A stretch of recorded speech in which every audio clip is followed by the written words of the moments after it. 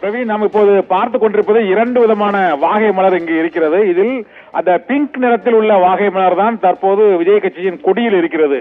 ஆனால் சங்க இலக்கியங்களில் போரில் வெற்றி பெற்ற தமிழக மன்னர்கள் சூடிய வாகை மலரானது பச்சை வெள்ளை நிறத்தில் இருக்கக்கூடிய அந்த வாகை மலர். விஜய் கட்சி கொடியில் மேலும் ஒரு சர்ச்சை, ஒரு குழப்பம் ஏற்பட்டிருக்கிறது.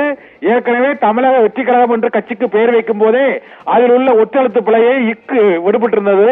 இப்போது கட்சி கொடியை அறிமுகப்படுத்தி ஒரு மணி நேரத்தில் இரண்டு சர்ச்சைகள் ஏற்பட்டிருக்கிறது. ஒரு முதல் சர்ச்சையானது பிளிரும் யானை. அந்த யானை தமிழகத்தை ஆசிய யானையா அல்லது ஆப்பிரிக்க யானையா என்ற ஒரு குழப்பம் ஏற்பட்டது.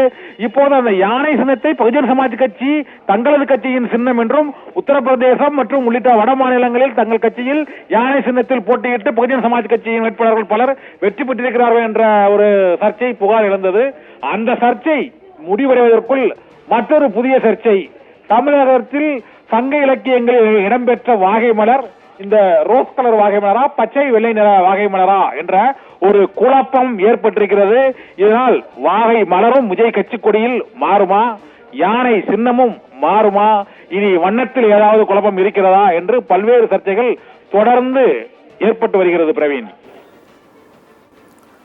தமிழக வெற்றி கழகத்தினுடைய கொடியில் இடம்பெற்றக்கூடிய வாகை மலர் குறித்து மேலும் ஒரு சர்ச்சை ஏற்பட்டிருக்கிறது. கூடுதல் தகவலுக்கு நன்றி கண்ணன்.